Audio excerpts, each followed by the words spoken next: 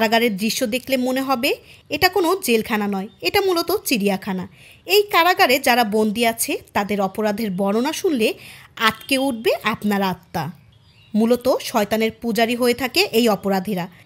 এরা যেই গ্যাংয়ের সদস্য, সেই গ্যাংয়ের সদস্য খাতায় নাম ওঠাতে হলেও 100-এর অধিক খুন করতে হয়।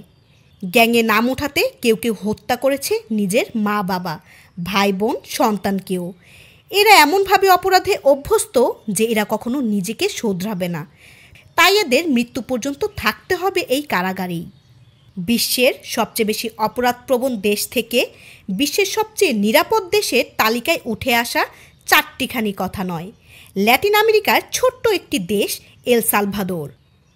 আর এই দেশটির অপরাধ নির্মূলে প্রত্যক্ষ ভূমিকা রাখা কারাগার সি-কোর্ট এবং এর প্রতিষ্ঠাতা নায়েব বুকেলের জিরো টলারেন্স নীতি এই অসম্ভব কাজটিকে সম্ভব করে দেখিয়েছে।